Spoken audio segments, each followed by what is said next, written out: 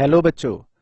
बच्चों, आज के लेक्चर में मैं डिस्कस करूंगा आपके साथ इशू ऑफ शेयर्स और इशू ऑफ डिबेंचर्स चैप्टर का बैलेंस शीट का एस्पेक्ट कि कैसे शेयर्स या डिबेंचर्स के चैप्टर में हमें बैलेंस शीट बनानी होती है और 3 नंबर का जो क्वेश्चन आएगा वो 3 नंबर हमारे पक्के हो जाएंगे। तो बस फटाफट से अपना रजिस्टर निकाल के जल्दी से मेरे साथ आ जाओ।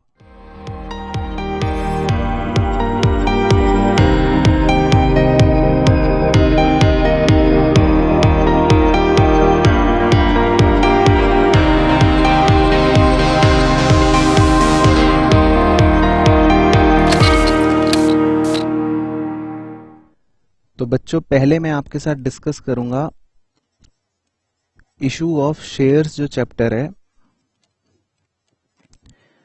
उस चैप्टर के अंदर जो बैलेंस शीट प्रेजेंटेशन का क्वेश्चन हमारा बोर्ड्स में आ सकता है। ठीक है ना। तो हमारे कोर्स के अंदर जो डिफाइंड है वो कोर्स के अंदर बिल्कुल क्लियरली लिखा हुआ है, बिल्कुल क्लियरली कि बच्चे से क्या पूछा जाएगा। ठीक है, बिल्कुल क्लियर मेंशन है कि बच्चे से पूछा जाएगा और 3 नंबर का बिल्कुल फिक्स है कि शेयर कैपिटल की प्रेजेंटेशन करके दिखाओ। ये पूछा जाएगा, शेयर कैपिटल की प्रेजेंटेशन करके दिखाओ। ठीक है ना, ये पूछा जाएगा। तो इसकी वेटेज बिल्कुल फिक्स है 3 नंबर या ज्यादा से ज्यादा मान लो 4 नंबर की। तो देखो कैसे कैसे करना है, पहले पूरा अच्छे से डिस्कशन करते हैं। अब हमने ये तो पढ़ ही लिया है कि कंपनियां जो होती हैं वो अपनी बैलेंस शीट कैसे बनाती हैं। कोई भी कंपनी अपनी बैलेंस शीट कैसे बनाती है। हालांकि बैलेंस शीट तो बहुत बड़ी बनती है कंपनी की, लेकिन हम तो उसका एक छोटा सा एक्सट्रैक्ट बना रहे हैं, मतलब कुछ छोटा सा रूपांतर। तो कंपनी क्या करती है, अपनी बैलेंस शीट में लिखती है पर्टिकुलर्स, जिसमें वो सारी हेडिंग सब हेडिंग्स लिखती है, और फिर लिखती है नोट नंबर, और फिर लिखती है करंट ईयर, और फिर लिखती है प्रीवियस ईयर, पिछले साल की फिगर। ऐसे बनाती है कंपनी अपनी बैलेंस शीट। और कंपनी की बैलेंस शीट की शुरुआत होती है इक्विटी एंड लायबिलिटीज नाम की मेन हेडिंग से। ठीक है ना। अब ये तो आपको याद करना पड़ेगा, इसमें तो कोई दो बातें हैं नहीं। इक्विटी एंड लायबिलिटीज नाम की मेन हेडिंग से शुरुआत करती हैं। इसके अंदर जो सबसे पहली मेन हेडिंग होती है उसका नाम होता है शेयर होल्डर्स फंड, यानी जो कंपनी के पूंजी धारक हैं, शेयर धारक हैं, उनका फंड क्या है, शेयर होल्डर्स फंड। ठीक है। तो इसके अंदर वैसे तो 3 सब हेड्स आते हैं। कितने सब हेड्स आते हैं सर? 3। लेकिन क्योंकि सीबीएसई ने सिर्फ प्रिस्क्राइब्ड कर रखा है कि हम तो बच्चे को सिर्फ एक ही चीज की प्रेजेंटेशन के नंबर देंगे, एक ही चीज की प्रेजेंटेशन, किसके? शेयर कैपिटल के। तो हम खाली एक ही चीज शो करते हैं, शेयर कैपिटल। हालांकि इसके अलावा रिजर्व एंड सरप्लस भी एक सब हेड होता है, और बच्चे को समझाने के लिए किताबों में वो भी बना के दे रखा होता है, लेकिन हमारे बोर्ड्स में प्रिस्क्राइब्ड है कि only we will assess the student on this basis. हमें सिर्फ खाली शेयर कैपिटल की प्रेजेंटेशन देनी है बच्चे को बोर्ड्स में कोर्स के अनुसार। ये तो हम खाली इतना सा बैलेंस शीट का एक्सट्रैक्ट बना देते हैं, शेयर कैपिटल के आगे लिख लेते हैं नोट नंबर 1, और अल्टीमेटली हमें इसका आंसर भरना होता है। प्रीवियस ईयर की कोई फिगर होती नहीं है एज सच, ये डैश हो जाता है। तो सारा खेल ये है कि कंपनी की करंट ईयर की शेयर कैपिटल कितनी होगी बैलेंस शीट में, ये निकालना। ठीक है। तो इसके 3 नंबर हैं प्रेजेंटेशन के। तो अब बढ़ते हैं आगे कि ये कैसे होगा। तो कंपनी क्या करती है, कंपनी बनाती है शेयर कैपिटल को प्रेजेंट करने के लिए नोट्स। ठीक है। तो शेयर कैपिटल तो बैलेंस शीट में लिख दी, लेकिन फिर कंपनी उसकी डिटेल्स देने के लिए बनाती है नोट्स। Number 1 share capital. ठीक है, क्योंकि नोट नंबर 1 का नाम है शेयर कैपिटल, तो कंपनी करती है शेयर कैपिटल। अब सबसे पहले शेयर कैपिटल के अंदर सबसे पहले कंपनी बनाती है ऑथोराइज्ड शेयर कैपिटल। अब इसे समझते हैं ये क्या होती है।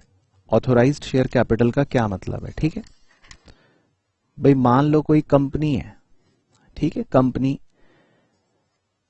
कंपनी के पास एक किताब होती है जिस किताब को बोलते हैं मेमोरेंडम ऑफ एसोसिएशन। इस किताब को बोलते हैं मेमोरेंडम ऑफ एसोसिएशन, ठीक है।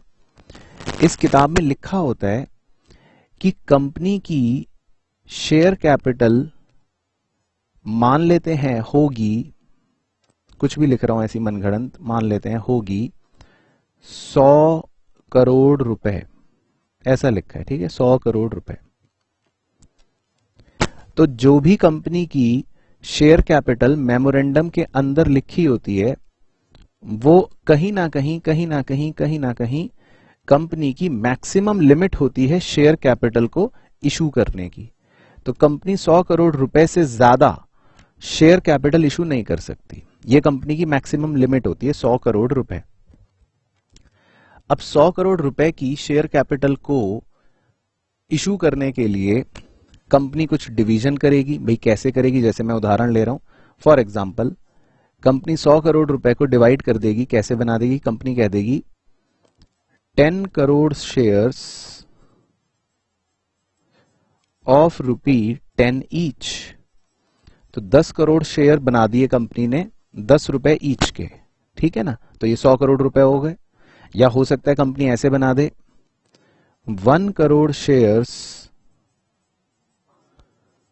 ऑफ ₹100 ईच, तो भी ये 100 करोड़ रुपए हो गए। या हो सकता है कंपनी बना दे 10 लाख शेयर्स ऑफ ₹1000 ईच, तो भी ये 100 करोड़ रुपए हो गए। या हो सकता है कंपनी बना दे, हाँ सर समझ गए, अरे फिर भी सुन लो, 5 करोड़ शेयर्स ऑफ ₹20 ईच, तो फिर भी ये 100 करोड़ रुपए हो गए। तो मतलब समझ गए बात, कंपनी कैसे भी 100 करोड़ रुपए को ब्रेकअप इस तरह से बना सकती है। ये कंपनी की अपनी मर्जी है, इससे हमें कोई लेना देना नहीं है। तो कंपनी के मेमोरेंडम के अंदर जितनी भी कैपिटल लिखी होती है, जो एक प्रकार से कंपनी की मैक्सिमम लिमिट होती है, उस कैपिटल को ऑथोराइज्ड शेयर कैपिटल बोला जाता है, ठीक है ना। तो this share capital is known as authorised share capital. इसे बोला जाता है कि कंपनी के पास कितनी ऑथोराइजेशन है, कितनी क्षमता है शेयर कैपिटल इशू करने की, 100 करोड़। तो इसीलिए इसको ऑथोराइज्ड शेयर कैपिटल या नॉमिनल शेयर कैपिटल या रजिस्टर्ड शेयर कैपिटल बोला जाता है। तो हम क्या करते हैं, क्वेश्चन में ये दिया होता है, ठीक है ना, ये क्वेश्चन में दिया होता है कि भाई कंपनी की इतने रुपए की शेयर कैपिटल ऑथोराइज्ड है। तो हम ये वहां पर लिख लेते हैं, मान लेते हैं जैसे कुछ भी है, अब मुझे तो नहीं पता कितने, जैसे ऐसी मनगढ़ंत लिख रहा हूं कि 1 करोड़ शेयर्स ऑफ ₹10 ईच, ठीक है, या 100 ईच, सॉरी मान लो, ठीक है, 1 करोड़ शेयर्स ऑफ ₹100 ईच। तो कितना हो गया, ये हो गया 100 करोड़ रुपए हो गया। तो ये कंपनी की ऑथोराइज्ड शेयर कैपिटल बस प्रेजेंट करनी होती है, इसका कोई यूज कुछ नहीं है, इस 100 करोड़ रुपए का यूज कुछ नहीं है, लेकिन हम प्रेजेंट कर देते हैं कि भाई हाँ कंपनी की मैक्सिमम लिमिट इतनी है। तो ये होता है ऑथोराइज्ड शेयर कैपिटल। अब उसके बाद कंपनी जो होती है, कंपनी अपने शेयर्स को बच्चों इशू करती है, ये तो आपने पढ़ ही रखा है, कंपनी शेयर्स इशू करती है। कंपनी आमतौर पर शेयर्स इशू करती है, किसे इशू करती है भाई, आपने वैसे तो बहुत सारे पढ़ रखे हैं, क्या पता वेंडर को इशू करती हो, शेयर्स इशू टू वेंडर, ये आप पढ़ चुके हो। या हो सकता है कंपनी शेयर्स इशू करती हो, किसे इशू करती हो, अंडरराइटर को, ये आप पढ़ चुके हो सकता है कंपनी शेयर्स इशू करती हो किसे, पब्लिक को, है ना। तो अब कंपनी ने कितने शेयर्स इशू करे, किसको कितने करे, ये तो सवाल देगा, इसमें हमको क्या सोचना, हम तो मुंशी हैं।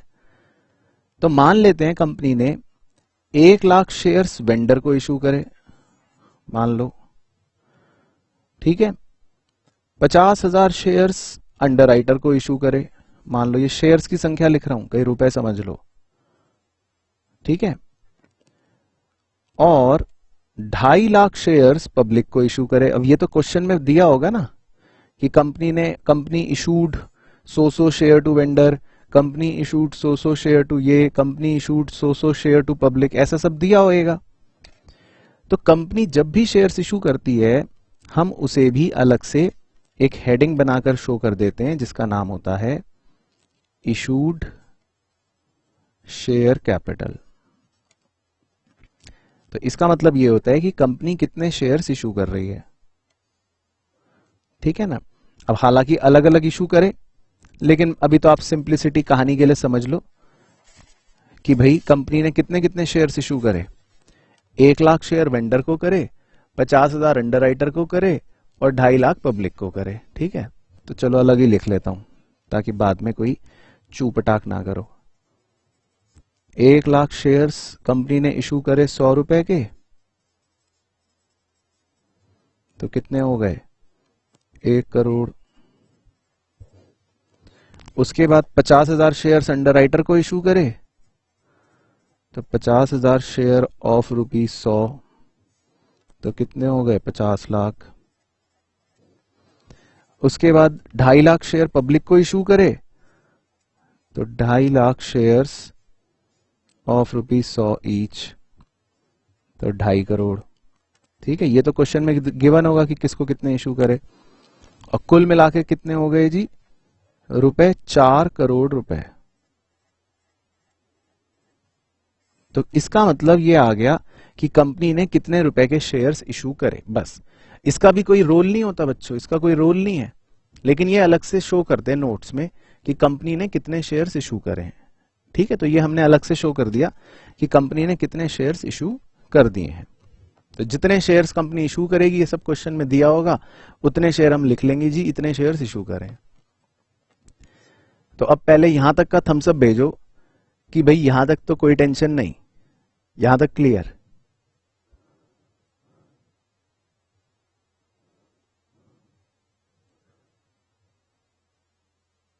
ओके, ठीक है। तो यहां तक तो क्लियर, यहां तक तो कोई भी दिक्कत नहीं, यहां तक तो कोई डाउट आने का प्रश्न ही उठता नहीं। अगर यहां तक भी डाउट आ रहा है तो फिर तो चुल्लू भर पानी तैयार रखो। अब उसके बाद, अब ये हो गया, ये हो गया। अब उसके बाद हमें लिखना पड़ता है subscribed share capital. Subscribed share capital. अब सब्सक्राइब्ड शेयर कैपिटल के अंदर 2 सब कैटेगरीज होती हैं, ठीक है बच्चों। कितनी सब कैटेगरी होती हैं, 2, ए और बी। ए का नाम है सब्सक्राइब्ड एंड फुल्ली पेड, और बी का नाम है subscribed but not fully paid. एक एक वर्ड का अगर मीनिंग समझ जाओगे ना तो रटना नहीं पड़ेगा। आपको तकलीफ क्यों होती है, मैं बताता हूं तकलीफ का कारण। आपने अभी तक रटा है, आपको शब्दों के मीनिंग ही नहीं पता। चलो अब ध्यान से सुनना। अब सब्सक्राइब्ड किसे कहते हैं, ध्यान से सुनना। तो मैं इन दोनों को अब इग्नोर कर रहा हूं क्योंकि अब इन दोनों से मुझे कोई वास्ता नहीं है, क्योंकि ये कुछ एज सच इसमें जितने इशू करते हैं तो उतने ही सब्सक्राइब हो जाते हैं। ये तो हमेशा जितने इशू करोगे वही सब्सक्राइब हो जाते हैं। तो मैं अब इन्हें हटा रहा हूं पिक्चर से, ठीक है ना, नहीं तो ज्यादा दिमाग घूमेगा। अब पब्लिक की बात करेंगे बस। चलो अब ध्यान से यहां सुनना, फोकस से। इशू करने का मतलब होता है, इशू करने का मतलब होता है कि कंपनी ऑफर कर रही है कि भाई ले लो मेरे शेयर्स ले लो। पब्लिक को कह रही है मेरे शेयर्स ले लो, ठीक है, मेरे शेयर्स ले लो। तो कितने इशू करे पब्लिक को, 2,50,000 शेयर्स इशू करे। तो इशू करने का मतलब होता है कंपनी कितना ऑफर कर रही है कि ले लो भाई हमारे शेयर ले लो। अब ये बताओ क्या ये जरूरी है कि पब्लिक भी 2.5 लाख शेयर ही लेगी? क्या ये जरूरी है कि पब्लिक भी 2.5 लाख शेयर ही लेगी? नहीं। हो सकता है पब्लिक सब्सक्राइब करे सिर्फ 2 लाख शेयर्स के लिए, हो सकता है। क्या पता पब्लिक सब्सक्राइब करे सिर्फ 2 लाख शेयर्स के लिए। हाँ, बच्चे भी कह रहे हैं नहीं, जरूरी नहीं है। क्या पता पब्लिक सब्सक्राइब करे 3 लाख शेयर्स के लिए। ये तो पब्लिक के ऊपर है ना कि पब्लिक कितने शेयर लेना चाहती है। और आप तो पढ़ चुके हो, अगर पब्लिक सब्सक्राइब करती है 2 लाख शेयर के लिए तो आप उसे कहते हो अंडर सब्सक्रिप्शन। यहीं से तो सब्सक्राइब्ड वर्ड निकला है। अगर पब्लिक सब्सक्राइब करती है 3 लाख शेयर्स के लिए तो आप इसे बोलते हो ओवर सब्सक्रिप्शन। यहीं से तो सब्सक्राइब्ड वर्ड निकला है। तो खैर इन सब बातों को तो हम अगर नजरअंदाज कर दें अब, क्योंकि अंडर सब्सक्रिप्शन अगर होगा तो खैर प्रैक्टिकली तो 90% चिट्ठियां अगर पब्लिक सब्सक्राइब नहीं करती तो ये आईपीओ या ऑफर जो है, ये इशू जो है, ये फ्लॉप हो जाता है ना। फिर कंपनी को रिफंड करके बंद हो जाता है। ऐसा 12th में तो आएगा नहीं, तो इसीलिए अंडर सब्सक्रिप्शन वाला बैलेंस शीट के अंदर तो आएगा नहीं। हाँ, हो सकता है वो खाली अंडर सब्सक्राइब करके एग्जैक्टली 90% या 95% दे रहा हो कि चिट्ठियां उन्होंने अप्लाई करी लोगों ने, ये हो सकता है। तो वो एक बना लेते हैं केस कि मान लो पब्लिक ने सब्सक्राइब करे 2,25,000 शेयर्स। तो अब ये बताओ, अब मैं आपसे पूछ रहा हूं, जवाब देने के लिए तैयार रहो कि हमारे सब्सक्राइब्ड शेयर्स कितने माने जाएंगे। ये बताओ, हमारे सब्सक्राइब्ड शेयर 2,50,000 माने जाएंगे कि 2,25,000 माने जाएंगे? सब्सक्राइब्ड शेयर्स कितने माने जाएंगे बताओ, ताकि मैं समझूं कि आप सब्सक्राइब्ड शेयर्स का मीनिंग समझे कि नहीं। पहले बताओ। हाँ, वेरी गुड, वेरी गुड, सही, वेरी गुड। तो पहले समझ गए ना, हर वर्ड का मीनिंग समझो, रटना नहीं पड़े, बस रटना बिल्कुल भी ना पड़े। पब्लिक जितने शेयर्स के लिए सब्सक्रिप्शन दे रही है उसे ही तो बोलते हैं सब्सक्राइब्ड शेयर्स, उसे ही तो बोलते हैं सब्सक्राइब्ड शेयर्स। तो इस केस में सब्सक्राइब्ड शेयर्स कितने माने जाएंगे? 2,25,000, बिल्कुल सही। अच्छा, अब ओवर सब्सक्रिप्शन की बात करता हूं। अब ये देखना, इसको ध्यान से सुनना, इसको ध्यान से सुनना। अब इसमें ऊपर ऊपर से देखने में तो लगेगा कि सर सब्सक्राइब्ड शेयर 3 लाख है, देखने में तो ऐसा लगेगा 3 लाख है, बट ध्यान से पूरी कहानी पे जाना, कॉन्सेप्ट पकड़ो। पब्लिक ने मांगे 3 लाख शेयर, लेकिन लेकिन लेकिन अगर कंपनी इशू कर रही है 2.5 लाख, तो कंपनी 3 लाख शेयर्स तो दे ही नहीं सकती। कंपनी क्या करती है, ओवर सब्सक्रिप्शन में आपने पढ़ रखा है, कंपनी क्या करती है, या तो कुछ की चिट्ठियां रिजेक्ट करेगी, या हो सकता है प्रोराटा बेसिस पर अलॉटमेंट करे, या हो सकता है दोनों बातों का कॉम्बिनेशन करे। लेकिन वो कुछ भी करेगी, कंपनी अल्टीमेटली पब्लिक को देगी तो 2.5 लाख शेयर ही। बोलो हाँ, यस भेजो, भेजो यस। ओके, ठीक है, हाँ, वेरी गुड। तो कंपनी देगी तो 2.5 लाख शेयर ही। तो इस केस में बताओ, अब बताओ, अब आंसर भेजो। अब इस केस में सब्सक्राइब्ड शेयर्स क्या लेंगे हम? इस केस में, इस कहानी में सब्सक्राइब्ड शेयर्स क्या लेंगे बताओ? अल्टीमेटली इस केस में सब्सक्राइब्ड शेयर्स क्या लेंगे? इस केस में मैं सर्कल बना दूं, कौन से केस में? इस केस में, इस केस में।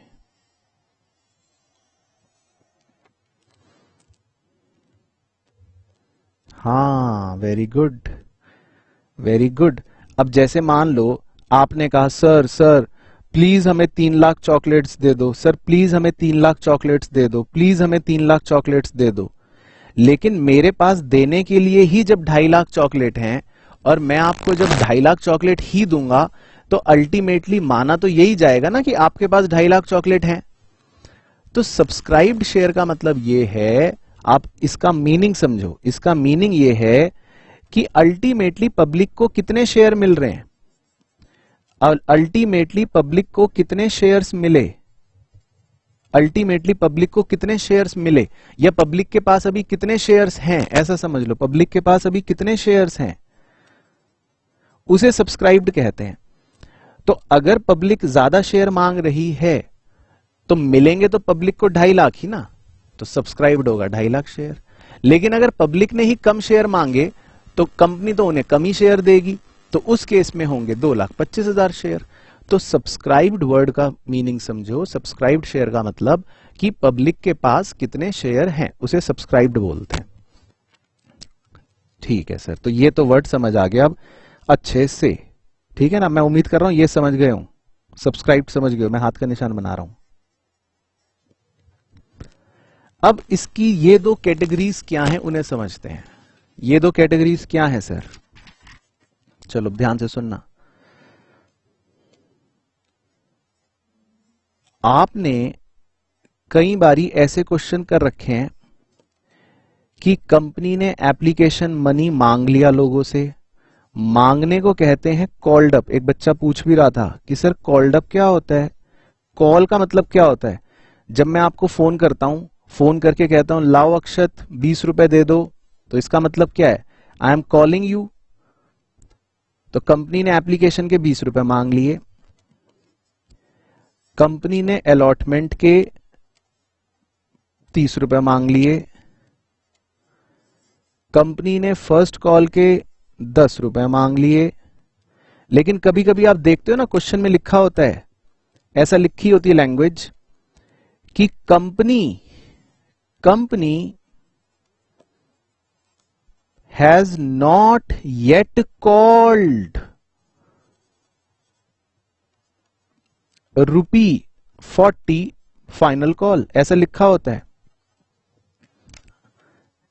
अब ये मत कह देना नहीं सर हमने ये लैंग्वेज नहीं देखी, ऐसा लिखा होता है बहुत सारे क्वेश्चनों में कि कंपनी ने अभी तक 40 रुपए की कॉल को मंगवाया ही नहीं, ऐसा लिखा होता है। तो उसमें भी मैंने आपको क्या सिखा रखा है, आप क्या करते हो, आप इसके नीचे ऐसे लिख लेते हो ना अनकॉल्ड। अनकॉल्ड का मतलब क्या है, अन मतलब नहीं, कॉल मतलब अभी नहीं करा, कॉल नहीं करा, अभी पैसे नहीं मांगे, अनकॉल्ड। तो अब देखो, अब बस थोड़ा सा कॉमन सेंस लगाना है, कितना सिंपल है। अब देखो बिल्कुल ध्यान से, हम ए कैटेगरी में कहते हैं, इसका मीनिंग समझो, इस वर्ड का मीनिंग है सब्सक्राइब्ड एंड फुल्ली पेड, ठीक है। और दूसरी का मीनिंग है subscribed but not fully paid. अब इन दोनों वर्ड्स के मीनिंग पर जाते हैं, फुल्ली पेड और नॉट फुल्ली पेड का मीनिंग क्या होता है, पहले मैं ये बता देता हूं। फुल्ली पेड का मतलब है, हिंदी में लिख रहा हूं, फुल्ली पेड का मतलब है कि पब्लिक ने पूरे पैसे दे दिए, पूरे पैसे क्या कर दिए, दे दिए। पूरे पैसे मतलब शेयर अगर 100 रुपए का है तो पूरे 100 रुपए दे दिए, उसे फुल्ली पेड बोलते हैं। और नॉट फुल्ली पेड का मतलब है कि पब्लिक ने पूरे पैसे नहीं दिए, मतलब अभी पूरे 100 रुपए नहीं मिले, पूरे 100 रुपए नहीं मिले, ठीक है। चलो एग्जाम्पल 1, बिल्कुल दिमाग अलर्ट करके बैठना, अब सुनना ध्यान से। अब मान लो मैं कह रहा हूं कि कंपनी ने 20 रुपए मांग लिए, 30 रुपए मांग लिए, 10 रुपए मांग लिए, लेकिन कंपनी ने अभी तक 40 रुपए मांगे ही नहीं है, ठीक है। कंपनी ने अभी तक 40 रुपए मांगे ही नहीं है, कंपनी ने 40 रुपए अभी तक मांगे ही नहीं है। अब ये बताओ कि ये शेयर्स, जितने भी शेयर हैं कंपनी के, ये बता दो बस दिमाग लगा के कि ये शेयर्स फुल्ली पेड होंगे या नॉट फुल्ली पेड होंगे, ये बताओ सब बच्चे, ये शेयर्स फुल्ली पेड होंगे या नॉट फुल्ली पेड होंगे। Okay, very good, very good, शाबाश, बिल्कुल सही। तो वेरी गुड, बस ऐसे दिमाग लगाना। तो सही बताया सभी बच्चों ने, इसका मतलब ये शेयर्स नॉट फुल्ली पेड हैं। वेरी गुड, ठीक है ना, बिल्कुल सही। तो एग्जाम्पल 1 बिल्कुल सही, ये शेयर्स नॉट फुल्ली पेड हैं। Very good, 60 paid, very good. चलो एग्जाम्पल 2, कंपनी ने 20 रुपए एप्लीकेशन के मांगे। कंपनी ने 30 रुपए अलॉटमेंट के मांगे। कंपनी ने 10 रुपए फर्स्ट कॉल के मांगे। और मैं इस बार कह रहा हूं कंपनी ने 40 रुपए फाइनल कॉल के भी मांगे। ठीक है, और कंपनी के शेयर कितने थे? कितने ले रखे हमने? 2,50,000 शेयर थे। और मान लो मैं ये कह दूं कि सभी लोगों ने पैसे दे दिए हैं। सभी लोगों ने पैसे दे दिए।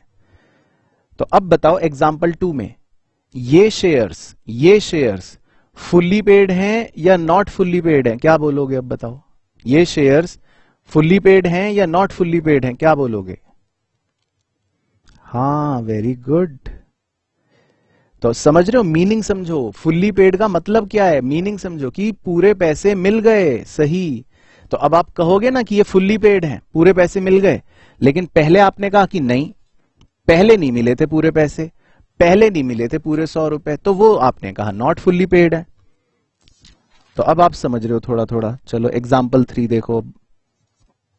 एग्जाम्पल 3, अब मान लो मैं ये बना दूं कहानी, एक शेयर होल्डर जिसके पास 1000 शेयर हैं, एक शेयर होल्डर जिसके पास 1000 शेयर हैं, उसने बस फाइनल कॉल नहीं दी।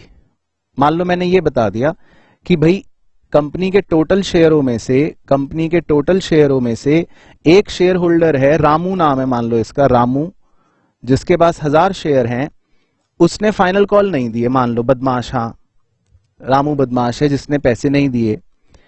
तो अब ये बताओ कि कंपनी के फुल्ली पेड शेयर कितने हैं? अब बताओ कंपनी के फुल्ली पेड शेयर कितने हैं?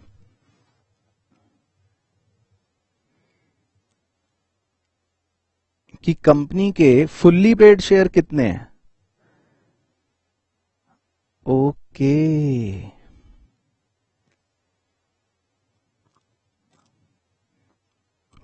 Very good. तो समझ रहे हो ना? वेरी गुड, सही भेज रहे हैं बच्चे। 2,49,000 शेयर्स फुल्ली पेड हैं। Very good. और 1000 शेयरों को आप क्या कहोगे? नॉट फुल्ली पेड हैं। वेरी गुड, यही कहोगे ना। अब इस बात पे थम्स अप भेज दो सब जने, इस बात का थम्स अप भेजो कि ये सबको क्लियर, तब मैं आगे बढ़ूं।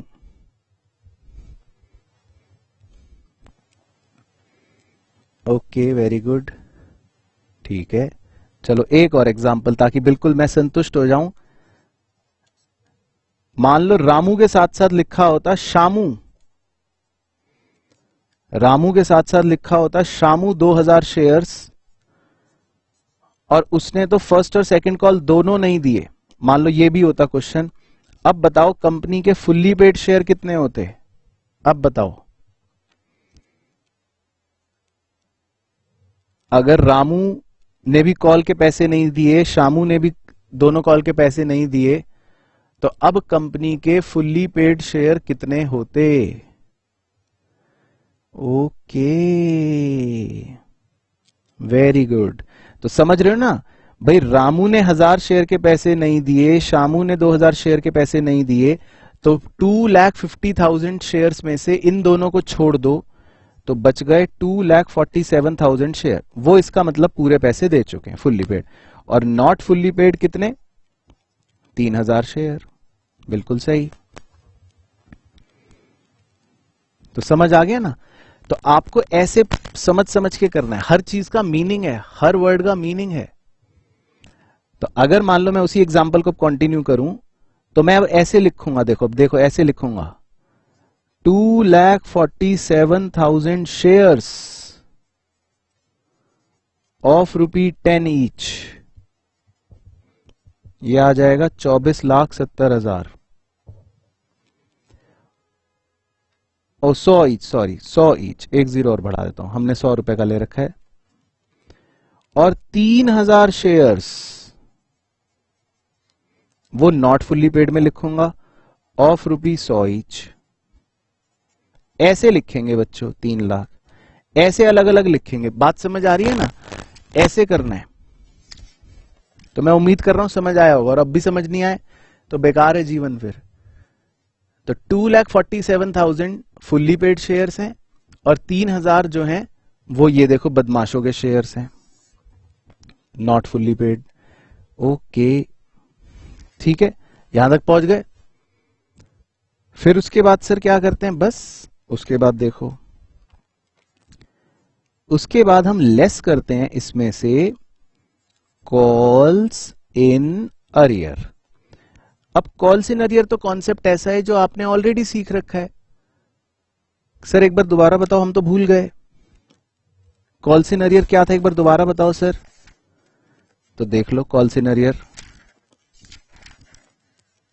अब कॉल्स इन अरियर तो निकालना आपने सीख ही रखा है। कॉल्स इन अरियर क्या होता है कि भाई बदमाश ने कितने रुपए नहीं दिए, तो मैं गोला लगाता हूं। देखो जैसे रामू है, रामू के 1000 शेयर थे और रामू ने 40 रुपए की फाइनल कॉल नहीं दी, तो कितने रुपए हो गए?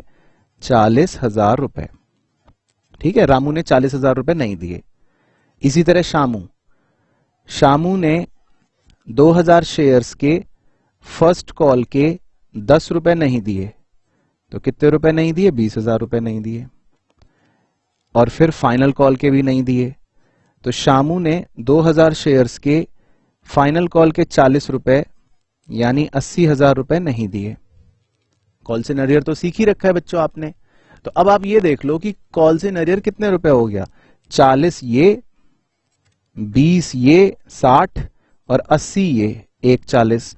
तो कॉल्स इन अरियर में से 140 माइनस कर दो कॉल्स इन अरियर के नाम का, क्या दिक्कत है? तो कॉल्स इन अरियर तो आप कर आके बैठे हुए हो पहले से।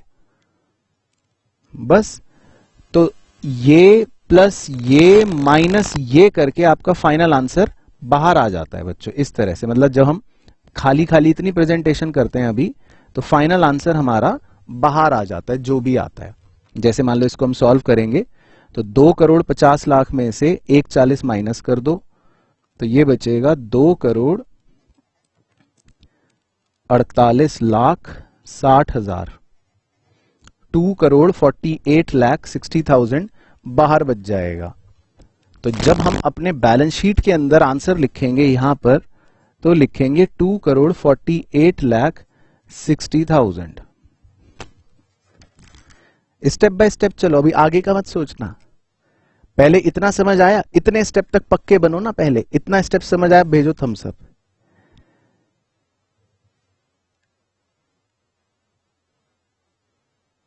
ओके, ठीक है, 100% समझ आ गया। ओके, अब धीरे धीरे करेंगे ना कॉम्प्लेक्स, अब बढ़ाएंगे धीरे धीरे बातों को। अभी तो बेसिक से बेसिक चलना है। अब ये देखो, अब देखो मेन चीज इंपॉर्टेंट क्या, इस पेज पे अंग्रेजी का हर अक्षर जो लिखा है आपको उसका मीनिंग पता है। इस पेज पे अंग्रेजी का लिखा हुआ हर शब्द का मीनिंग आपको पता है। ऑथोराइज्ड का मीनिंग आपको पता है, करोड़ का मीनिंग आपको पता है, शेयर का मीनिंग आपको पता है, ऑफ का मीनिंग आपको पता है, इशूड का मतलब आपको पता है, फुल्ली पेड का मतलब आपको पता है, नॉट फुल्ली पेड का मतलब आपको पता है, बट का मतलब आपको पता है, लेस का मतलब आपको पता है, कॉल्स इन अरियर का मतलब आपको पता है। ऐसे पढ़ाई होती है। जब ये पेज पे लिखा एक एक शब्द आपको मीनिंगफुल समझ आ जाए, तब आपका कॉन्सेप्ट पक्का होता है। तो ये पेज क्लियर हो गया। अच्छा, अब कहानी आगे ले चलते हैं। चलो, तो क्या थी कहानी, यहां दोबारा बनाते हैं अब। तो कंपनी का शेयर था वही 100 रुपए का, 20 रुपए थे एप्लीकेशन के, 30 रुपए थे अलॉटमेंट के, 10 रुपए थे फर्स्ट कॉल के और 40 रुपए थे फाइनल कॉल के। एक था रामू 1000 शेयर वाला, एक था शामू 2000 शेयर वाला, है ना। और हमने कर लिया था क्वेश्चन। अब बच्चों, अब आगे का स्टेप सीखेंगे। कई बार शेयर्स फोरफीट कर दिए जाते हैं। कई बार कंपनी क्या करती है, शेयरों को फोरफीट कर देती है। ठीक है ना। फोरफीट का मतलब होता है कि वो शेयर्स बच्चों हमेशा हमेशा के लिए कंपनी ने कैंसिल कर दिए। ठीक है। तो देखो कंपनी के टोटल शेयर्स थे 2,50,000, ये हमें पता ही है। और इस 2,50,000 का अगर मैं ब्रेकअप करूं, उसमें 2,47,000 थे फुल्ली पेड और 3,000 शेयर्स थे इन बदमाशों के, नॉट फुल्ली पेड। अब मैं थोड़ा सा दिमाग लगाने वाला सवाल पूछूंगा, पहले ध्यान से सुनना, या चलो नहीं पूछता, मैं ही बता दूंगा। मान लो कंपनी ने रामू के, किसके, रामू के 1,000 शेयर फोरफीट कर दिए, कैंसिल कर दिए। मान लो कंपनी ने रामू के 1,000 शेयर क्या कर दिए, फोरफीट कर दिए फॉर एग्जाम्पल, ठीक है, मर गए। तो अब इसका प्रभाव समझना, इस लाइन का इफेक्ट पूरा समझना, बस मैं थम्स अप फिर लूंगा तो मुझे बताना। जैसे ही कंपनी रामू के शेयर्स को फोरफीट करेगी, अब उसका इफेक्ट देखना क्या होगा। उसका इफेक्ट ये होता है बच्चों कि now the total number of shares will become only 2,49,000। ओ, अब ये शेयर्स जो मर गए वो टोटल शेयरों की गिनती में ही नहीं आएंगे, बिकॉज फोरफीट होने का मतलब है कि ये शेयर्स मर चुके हैं, कैंसिल हो चुके हैं हमेशा के लिए। और हम बात करते हैं अपने सवाल में सिर्फ जिंदा शेयरों की। तो जैसे ही रामू के 1,000 शेयर मरे, तो वो 1,000 की संख्या देखो कहां से एलिमिनेट करनी है हमें। भाई जो आदमी मर गया, अब उसकी गिनती पृथ्वी पर लोगों की संख्या में से हटाओगे ना, तो टोटल 249 हो जाएंगे, 1,000 यहां से कम हो गए। और नॉट फुल्ली पेड जो मैं पहले 3,000 ले रहा था, वो नॉट फुल्ली पेड भी अब सिर्फ 2,000 ही बचेंगे। यानी अब ऐसा हो जाएगा ब्रेकअप नया वाला।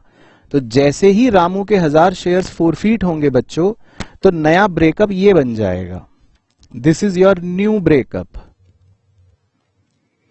तो अब इसका थम्स अप भेज दो कि रामू के 1,000 शेयर फोरफीट होने का इफेक्ट समझ आ गया। ओके, वेरी गुड, क्या बात है, वेरी गुड। बस अलर्ट बैठे रहना, अलर्ट बैठे रहना। तो अब देखो कैसे सारी कहानी चेंज हो जाएगी। अब ध्यान से देखते रहना, अब कैसे आंसर बदल जाएगा, ध्यान से देखते रहना। अब मेरी नई कहानी लिखी जाएगी 2,47,000 शेयर्स ऑफ ₹100 ईच, यानी 2,47,00,000। और subscribed and not fully paid में 2,000 शेयर्स ऑफ ₹100 ईच, यानी 2,00,000। देख रहे हो कहानी अब मेरी बदल गई ना बच्चों, तो मेरी वैल्यूज बदल जाएंगी। अब मेरे को इस हिसाब से लिखना है ब्रेकअप, 2,47,000 फुल्ली पेड और 2,000 नॉट फुल्ली पेड। तो अब मेरी अंग्रेजी ये बनेगी बच्चों, मेरे फिगर्स ये बदल जाएंगे, थोड़े थोड़े से चेंज हो जाएंगे। उसके बाद लेस कॉल्स इन अरियर। अब मजेदार बात सुनना, यहां पे मैं हिंदी में लिख रहा हूं, calls in arrear. Calls in arrear हमेशा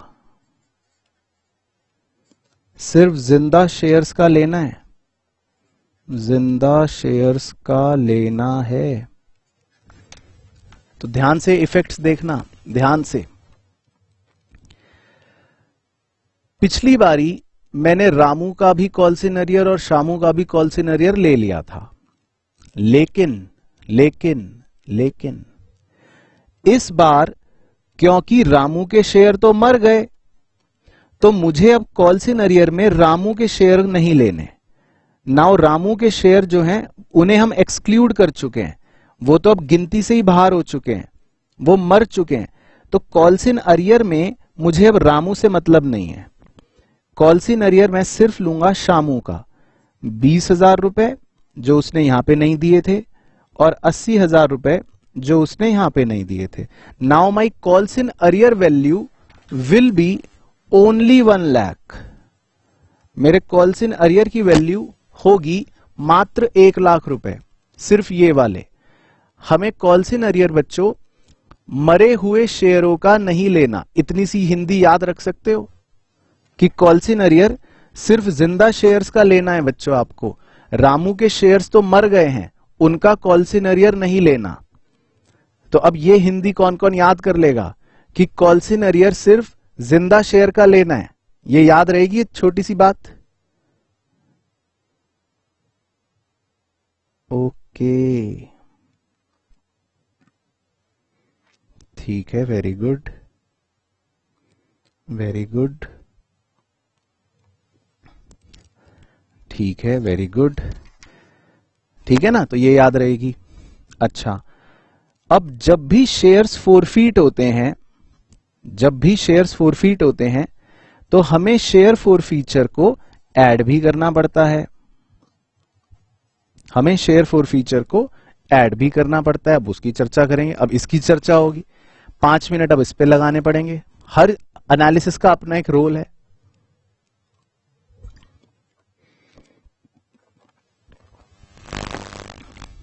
चलो, तो इसके बारे में मैंने आपको ये सिखा रखा है, इसके बारे में कि ये क्या है, ये फिगर कैसे निकालते हैं। बड़ी सिंपल सी हिंदी याद रख लो, क्या दिक्कत है। जो मैंने बोला बस वो याद रखो। जितने शेयर्स फोरफीट होने के बाद, जितने शेयर्स फोरफीट होने के बाद री इशू नहीं हुए, ठीक है। अब इसको समझ सकते हो ना, इतने समझदार तो हो कि ये क्या लिखा है इसको आप समझ पाओ। हालांकि मैं भी समझाऊंगा। जितने शेयर्स फोरफीट होने के बाद री इशू नहीं हुए मल्टीप्लाई अमाउंट रिसीव्ड। या तो इसको याद रखो तो बड़ी आसानी से आप कोई भी क्वेश्चन कर सकते हो, नहीं तो मेरे साथ समझो, तो मेरे साथ समझो, देखो समझना ध्यान से, लेकिन ठीक है ना, अलर्ट रह के बिल्कुल समझना ध्यान से। देखो क्या लिखा है, जितने शेयर्स फोरफीट होने के बाद री इशू नहीं हुए। अब कहानी देखो क्या थी मेरी। रामू के शेयर्स फोरफीट करे थे हमने, 1000 शेयर फोरफीट करे थे। क्या मैंने उन 1000 शेयरों में से हैव आई री इशूड एनी शेयर्स, क्या मैंने कुछ शेयर्स री इशू करे? क्या नहीं करे, 0। हाँ, बच्चे भी कह रहे हैं नहीं करे, नहीं करे ना। क्या मैंने कोई भी शेयर री इशू करा? नहीं करा। हाँ, नो, 0 कह रहे हैं बच्चे। तो अगर मैं ये पूछ रहा हूं, मेरी हिंदी यहां लिखी है, जितने शेयर्स फोरफीट होने के बाद री इशू नहीं हुए, नहीं हुए पर फोकस करना कि कितने शेयर्स री इशू नहीं हुए, तो आप क्या बोलोगे बताओ?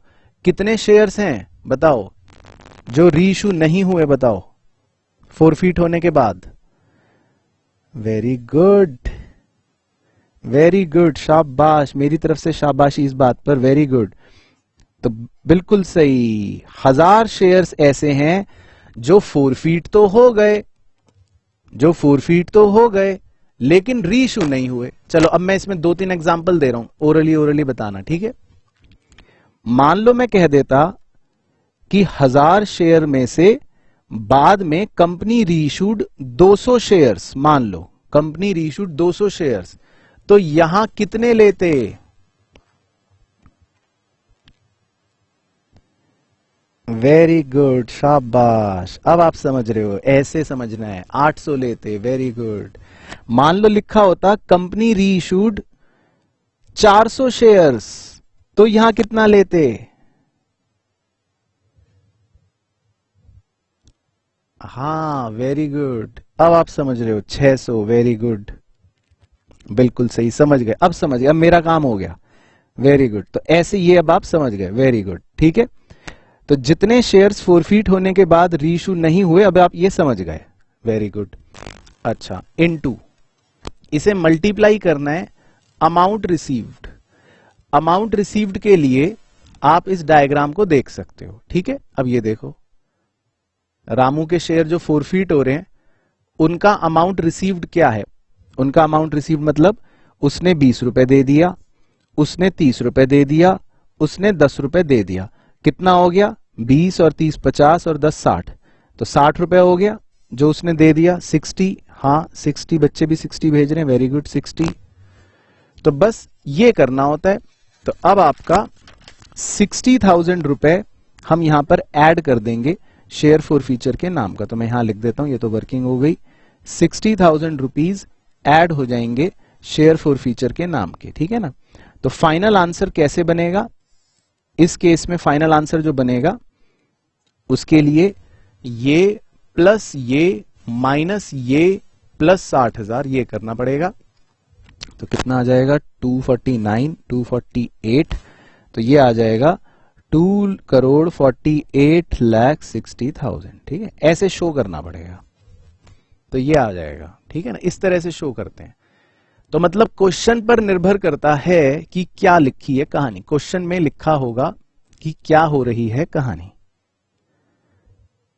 चलो तो अब भेजो थम्स अप कि अब आपको कुछ कॉन्सेप्चुअल अंडरस्टैंडिंग बढ़ी, अब थोड़ा सा पहले से बेहतर लगा।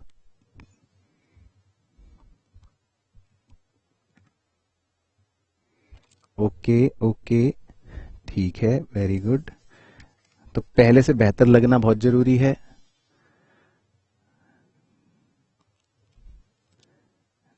हाँ पूरा समझ आ गया, वेरी गुड। तो अब देखो मेन चीज ये है कि अब आपको हर चीज का मीनिंग समझ आ गया है ना। अब बाकी देखो प्रैक्टिस तो आप करना बच्चों, क्वेश्चंस वो तो जो हमने कर रखे उन्हीं क्वेश्चंस को दोबारा, उन्हीं एग्जांपल्स को दोबारा खुद से करना और खुद से ये कॉन्सेप्ट अप्लाई कर करके करना। कॉन्सेप्ट ये अप्लाई कर करके करना, कॉन्सेप्ट यही है, पूरा कॉन्सेप्ट यही है ना, पूरा कॉन्सेप्ट यही है। तो मतलब अब मैं एक समरी बना दूं, मतलब कैसे याद रखना है। वैसे तो बड़ा सिंपल है, बड़ा सिंपल है। शेयर कैपिटल का नोट कैसे याद रखना है?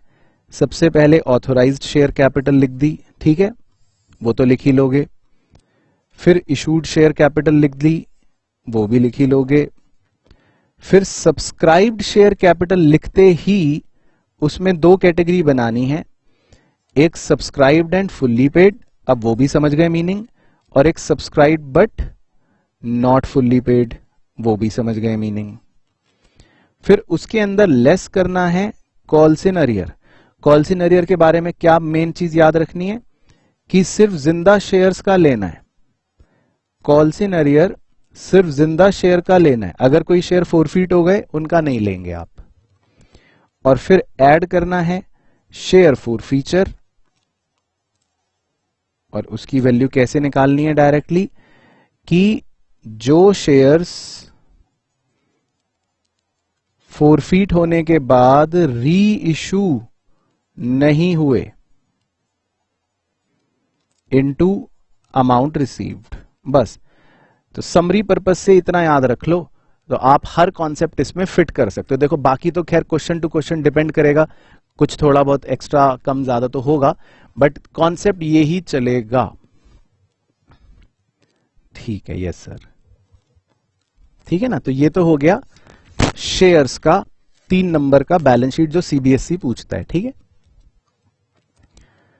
अच्छा, इसके अलावा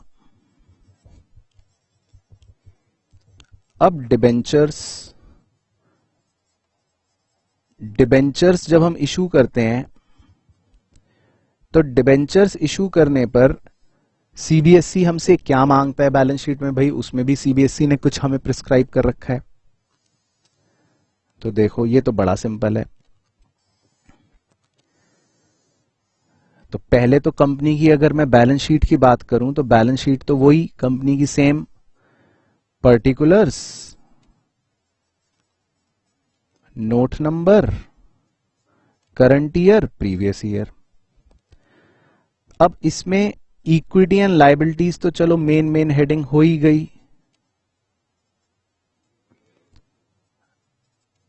अब इसमें शेयर होल्डर फंड का कोई काम नहीं है क्योंकि ये डिबेंचरों की बात हो रही है। डिबेंचर मतलब कोई बाहर के व्यक्ति हैं, ये ओनर्स नहीं है।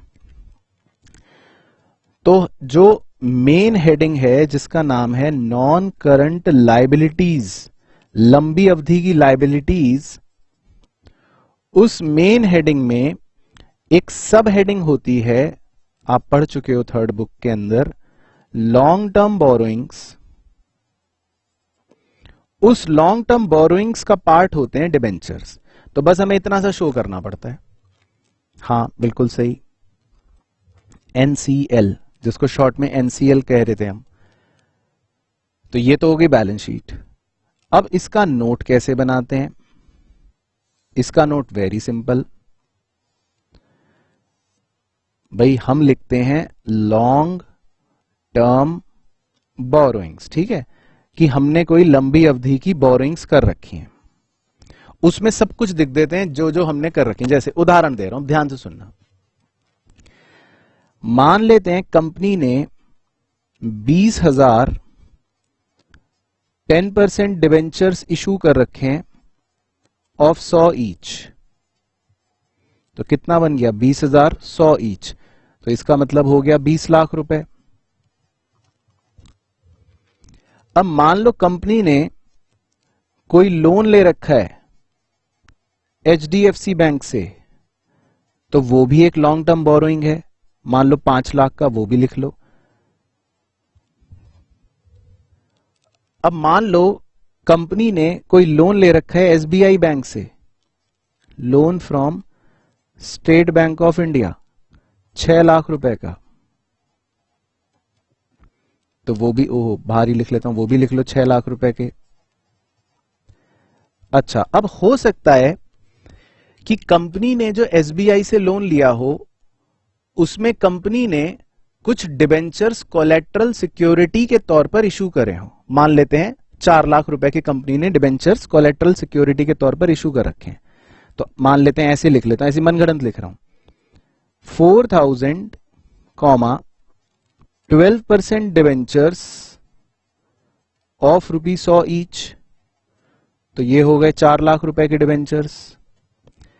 और आप पढ़ ही चुके हो कि अगर डिबेंचर्स कोलेट्रल सिक्योरिटी के तौर पर इशू हुए हैं, तो आपको उन डिबेंचर्स में से लेस करना पड़ता है डिबेंचर सस्पेंस का अमाउंट, और वो 4 लाख ही लेते हैं, क्योंकि जितने रुपए के डिबेंचर्स इशू करते हो उतने रुपए का ही डिबेंचर सस्पेंस भी होता है।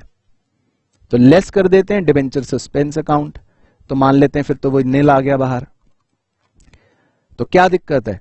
तो कंपनी जितनी भी लोन्स लेती है, कंपनी जितने भी लोन्स लेती है, वो इसमें लिखते रहो लिखते रहो लिखते रहो लिखते रहो।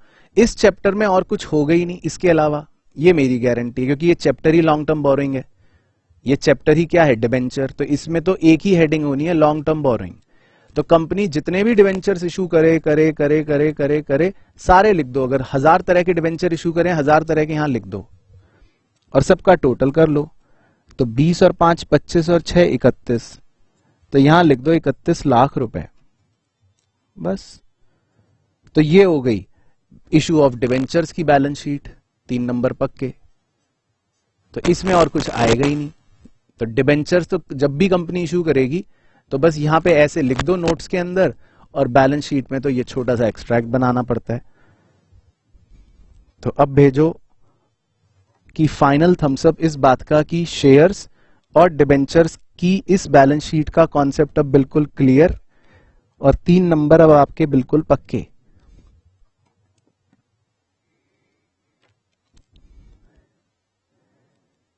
ओके, तो बहुत बढ़िया।